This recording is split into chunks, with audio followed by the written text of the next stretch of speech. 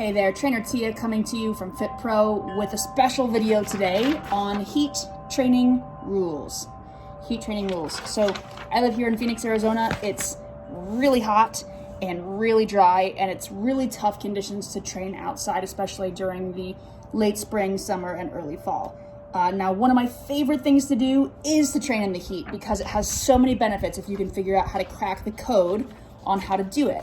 So that's what this video is about. I'm gonna try to keep it as short and sweet as possible, but there's a lot to cover here to set yourself up to not only survive the heat this summer if you're training outside, but also to thrive in it, okay? I have some of my best workouts in the heat because I'm so focused and I'm so dialed in on recovery, okay? So if you can get past the difficulty, past the initial struggle of it, I promise it's worth it. Okay, so let's go to our first little segment here. All right, so first, what are the benefits of heat training? Okay, and so I'll go through this one by one and I'll hold this up as I go through each point, but there are a lot of reasons why you should want to train in the heat. Basically, it is superior thermoregulatory conditioning, okay? And there are a lot of studies out there that say that it's even superior to altitude training. Everybody talks about altitude because it's such a great way to train, to condition your body to perform under high stress so that when you go to lower stress situations, it's more efficient. But there are a lot of articles and a lot of studies out there that show that heat is even better than altitude. So let that sink in for a second. So the main benefits of training in the heat are improved thermoregulation, okay? And so thermoregulation is your ability to regulate heat, right? Thermoregulation, your ability to regulate what's going on in your body as it's heating up as you're exercising, okay? So the more that you exercise in the heat, the better your body gets at exercising in the heat, okay? And we're gonna cover that when we talk about acclimation here in a second. But that's important to know, right? You have to spend time in the heat in order to see the benefits of training in the heat, if that makes sense, all right? So what it will do basically is, I notice when I start training outside more and more that when I work out back inside, like on my trainer, on my bike trainer, for instance, I sweat more, okay? So heat is going to make you produce more sweat right here. And it's also going to make you retain more sodium, right? So your sweat is more fluid and it helps you to keep in more sodium for all of those cellular processes that we care about that require sodium. Everything requires sodium. So your body basically gets better at sweating. More fluid out to help you cool off, and more salt stays in to help with cellular processes, okay? So that's huge. Next, increased blood plasma volume. This is a proven performance enhancer, and people will cheat the rules to get this plasma volume increase in ways that are not legal, okay? But you can get your own dose of high performance aids by just training in the heat. It produces more blood plasma volume. That's key for better performance, okay? Another big one, VO2 Max goes up with more heat training. Isn't that what every endurance athlete is after? Ability to convert more oxygen at higher intensities. That's a huge performance booster. Can you see where we're going with this? Increasing your exposure in the heat and training in the heat is going to make you a better athlete, not just in the heat, but also when you go back to normal conditions as well. Okay, so, and on that note, that's my next point. You're gonna increase your performance in more temperatures. If you only train cold, you're only gonna be good at cold, okay? Or really moderate temperatures, I should say. If you train heat, you're gonna be good in heat, mild heat, no heat, and even slightly cool, right? So you get a bigger range of application when you train more in the heat. That's huge.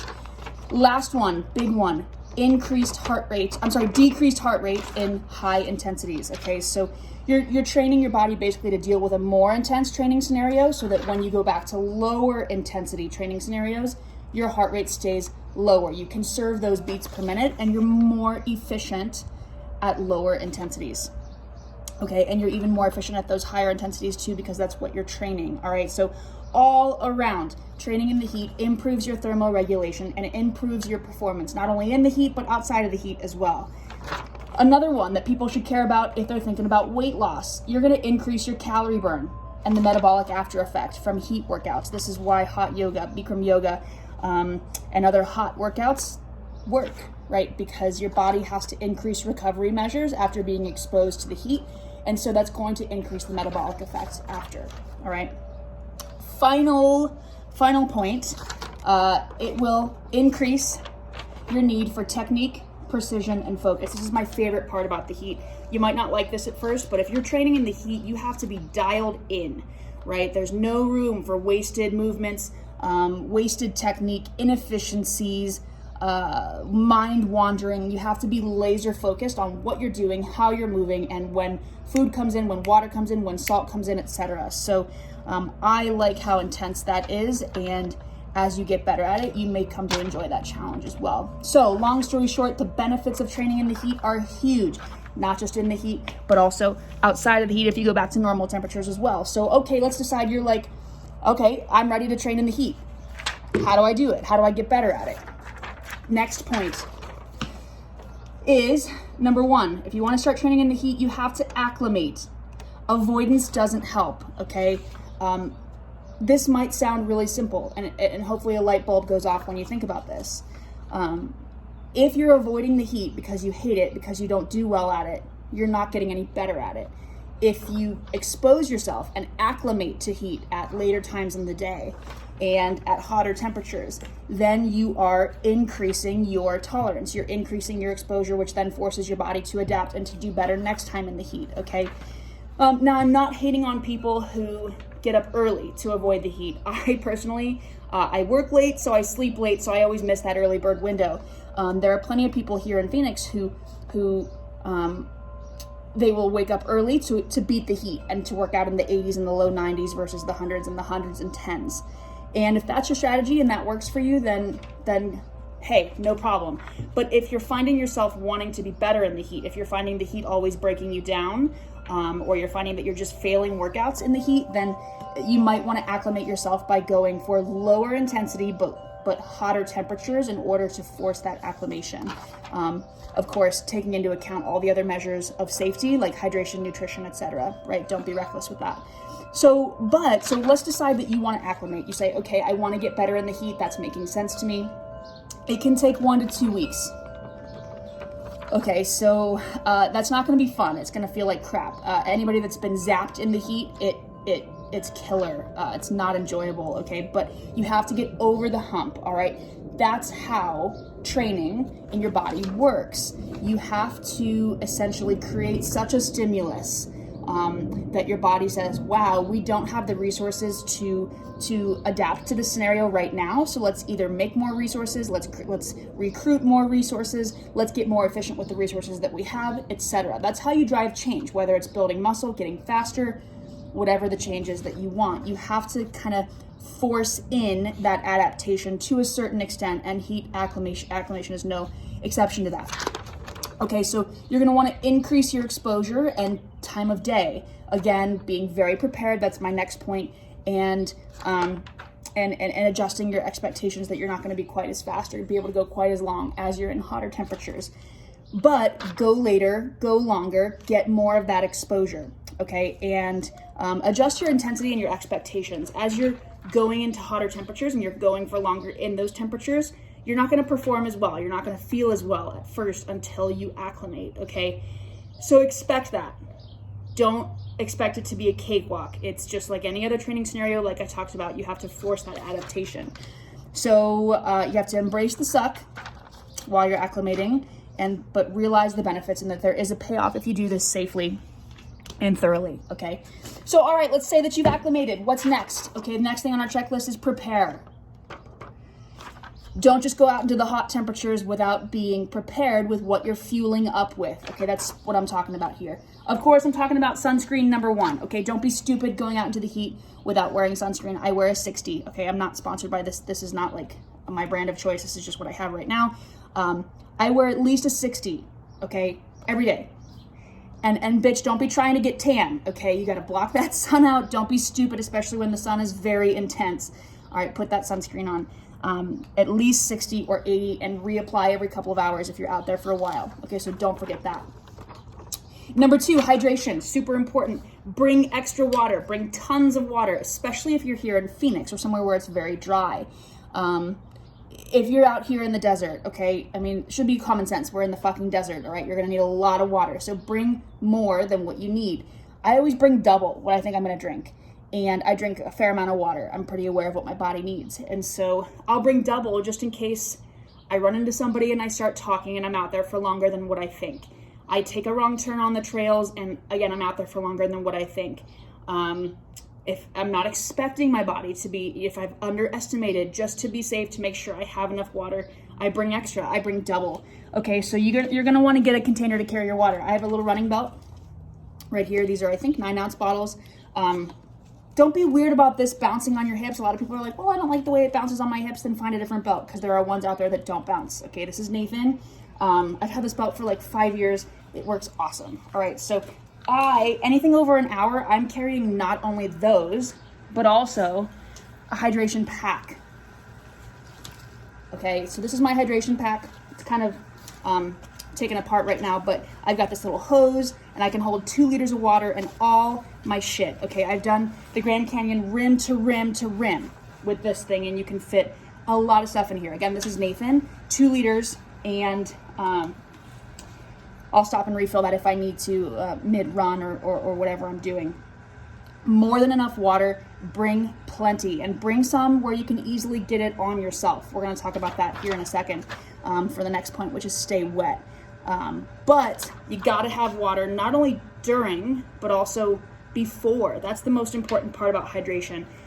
The heat will magnify any weaknesses that you have in your recovery profile. So any weaknesses in hydration, nutrition, electrolytes, sleep, etc. Okay, it's gonna magnify anything that it can to pull out more resources to make your body work. Okay, so you have to hydrate for the day going into a big workout, or really just all the time. Okay, nobody hydrates enough. It's like mind-blowing. This is easy, y'all. Hydration is easy. It's like the lowest hanging fruit to feel your best, perform your best, but nobody hydrates well enough. It's like, I just don't get it. Okay, set an app, set a reminder on your phone, put a bottle next to your desk, and then actually follow through, right? Like, I've seen people that have reminders on their phone and then they just ignore it. They're just like, oh yeah, drink water, ignore, and they go back to what they were doing. I mean, like, come on. Okay, so hydration before your events or just all the time is a good idea. Okay, another thing on water is keep your hydration even throughout the day. This is a little hack that I've learned over the years. You want to keep your hydration even throughout the day, meaning don't just be like, oh shit, I'm not drinking water, and chug 48 ounces, because then you're going to pee most of that right out. Your body will absorb best among many other factors, but it will absorb best if you're hydrating evenly throughout your day. So try to be on that. Don't just forget, chug, and then piss it all out. Okay, so make sure you're hydrating evenly. That's really important. Okay, next, 2 really big things here: sodium and magnesium. These are really important. Okay, and this is like for a different video, really, because it's really complicated. But sodium is responsible for so many things in your body, especially with exercise, and sodium is a main ingredient in your sweat. Okay, so as you're sweating, you're losing sodium, which is an essential electrolyte to like everything that you do. Okay, so now I've got this so Base Salt is a good brand. If you don't want to get that, then pink Himalayan salt is a really good substitute. You can buy that at the store for $5. They make these brilliant little containers.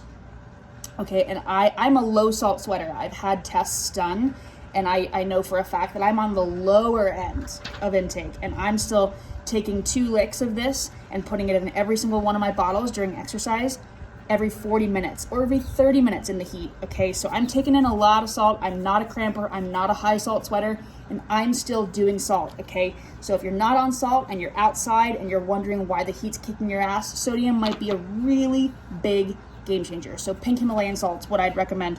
And ask me more questions on the posts if you want to know more about that. Another big one is magnesium. Okay, so this is something that I'm on their team, HydroMag by Moxie Life, right here. This is the shit. This is a game changer. This is the best magnesium on the market. And I would say that even if I wasn't on their team. A scoop of this in your bottles every day. Twice a day if I'm in a high training scenario, or I'm training through a lot of volume. This is going to just change your world in terms of recovery. Magnesium is like the master mineral, they say. It's the light switch to turn on the electricity for everything else to be flowing through your body. Think of it that way. And there's a lot more science behind that. It's much more complicated, but so many people notice a difference in heat, especially with magnesium. So this is a really big one. Highly recommend HydroMag to put into your drinks. I notice it right away. And so then the final point here on your preparation is nutrition, okay? And this is really complicated, as I've noted right here. Eat enough is the long story short. 95% of my clients just don't eat enough. They're constantly underfed, especially when they go into an exercise scenario, like a long endurance scenario. They just can't get enough food down. And if you're not getting enough calories in, and there's tons of calories going out with the increased heart rate, with the increased effort, etc. in the heat, it's not going to be good for you. And so be sure, this is complicated, but be sure that you're on your nutrition as well. 250 calories an hour is what we recommend when we're going through the Grand Canyon for all of our people. So and that's for, I'm small, right? So that's for me, 250 calories an hour, that's a minimum. All right, so keep that in mind as you're going on your workouts outside. Next, number 3, stay wet. All right, so this one's really, really important. Don't be that douchebag that's out here in the desert running at 2 o'clock when it's 110 degrees with your shirt off, okay? It is not cool. It's not cool. It's not gonna keep you cool. It's not gonna keep you feeling good at all, okay? Like I said, put the sunscreen on and then wear the layers, okay? You're gonna see me outside in the heat wearing lots of layers, sleeves, scarves, whatever I can get to keep me cool, all right? That's the idea. So now keep this in mind, right? So this is climate dependent. Like if you're in Hawaii or you're in a really Florida or you're in a really humid environment, then this may not be as critical for you. But out here in the heat, I am constantly pouring water all over myself, on my clothes. My clothes need to be as wet as possible. My arm sleeves, my cooling technology that I'm gonna show you here in a second, it all needs to stay wet. So again, that's why I'm bringing extra water, right? So I have my little handheld bottles, so just take those out, put them all over, because they're gonna dry in minutes, okay? They're not gonna stay wet for very long. But bringing extra water and adjusting that expectation based on your climate and staying wet, very, very important. Out here, your sweat's gonna dry instantly. And so staying wet helps to keep the surface of your skin cool, which has a really big thermoregulation payoff, all right? So now, what kind of cooling gear do I recommend? I've got some pretty cool stuff here. Pretty cool stuff, I keep saying that, not to be lame. But you don't have to spend a lot of money on this shit, okay? There is some really good technology that you can spend a lot of money on, and I'm not gonna even show you my $200 headband that I have that has like little prongs to increase the surface area of cooling by Omius. Really recommend that if you're looking to spend some more money, and let me know if that's something that you're interested in. But collectively, I've got these 3 things here that probably are like $50 in total, and you can use them over and over and over every day. All right, so these are cooling sleeves. These are just by Columbia. They're called Freeze Zero. You put these up your arm, right? You've seen, I think I just posted a picture yesterday on my Instagram with these on, and you just keep them wet, and they feel so good. These are a game changer. So cooling sleeves, these are $20, definitely recommend. Headband, okay, so this is specifically a cooling headband. See this little technology, this little fabric right here, right? It looks like a normal headband on the outside, but underneath you get this soaking wet and it will stay wet for a while, and that's what we need. So these are a couple of bucks, okay, so they're not expensive. Go ahead and pick those up. Finally, a cooling towel. Again, not expensive. This is $10, but you get this soaking wet, follow the directions. I put it around my neck like this and tuck it into my shirt. So my whole core, my whole neck, with the cooling headband, with my whole neck and my arms all with technology on them and pouring water on the rest of me, I don't even feel that heat, okay? So that's really important to have the right gear. It doesn't have to be expensive. Staying wet makes all the world of difference. All right, next, be aware of your heart rate and your effort. All right, the heat will zap your potential unless you're very, very conditioned or it's a race scenario and you have all your P's and Q's lined up for recovery and you strike gold and are able to perform in the heat. But for the most part, adjust your expectations and intensity. Okay, so that's what the second point is. Adjust your expectations. You might not be as fast. That's okay. As you get more conditioned, or if you have a race in a cooler temperature, then you will definitely see the benefits then when it comes time to perform. But on training days, especially long, hard training days, you're gonna have to go slower. It's gonna feel bad. That's just how it is, okay? Accept it and know that you're still getting the benefit from those sessions. So a heart rate monitor. So don't trust the wrist-based heart rate monitors. They're never as accurate. They're bogus data. You need a heart rate monitor that has a chest strap. I've got my Garmin here, and it goes like this under your sports bra for the girls. And I feel like that's so important, is to watch your heart rate. It gives you just, I'm not a numbers person either. There are plenty of athletes out there that like live and die by the numbers. I'm not really that way. They're important. I'm like in the middle somewhere. But like on a hot day, I'm definitely watching my heart rate just to make sure that I'm in the right training zone, and just to observe that data. If you don't have a heart rate monitor, you can take it manually. Just Google how to do that. Watch your watch for 6 seconds and multiply by 10 while you count. Lots of ways to do that manually, but watching your heart rate, that's invaluable feedback on how your body's doing. And do you need to adjust water or sodium or pace or whatever? So heart rate is one of the most important pieces of data that you can have. So invest in a heart rate monitor. They're not expensive, $50, $100, or learn to take it manually, regularly. And finally, on that point, breathe and focus. Just like any other training stimulus, if you lean into the pain and the difficulty, it will get worse. Just, if you've watched Wim Hof or you've watched cooling, not cooling, but cold exposure videos, it's kind of similar. It's not exactly the same because it's a different stimulus, but you have to breathe really deep, bring your central nervous system back under your control, okay? And to just focus on what you're doing, minimize effort, maximize technique, and just try to calm yourself down. The more that you're fighting it and tensing up against the heat, the worse it's gonna be. So that's another reason why I really like the heat. It forces you to stay very focused, very positive on what you're doing. Final piece here is recover, okay? So if you've acclimated, you prepared, you stayed wet, and you watched your heart rate, and you had a good workout outside, the equation is not finished just yet. You have to recover, okay? Number one, you have to actually cool down. Don't just rush into your day, right? Or into your night. Take a cold shower, put some cold towels on you. Just lay low and actually bring your core temperature down. Studies will show this is one of the best ways to recover, because the heat is going to stir up a bunch of metabolic consequences that are going to go on for 24 to 48 hours after a really hot workout. The sooner that you can bring your core temp down, the better. So take steps to actually cool down right away. Hydrate, add electrolytes like we talked about, sodium, magnesium, potassium, etc.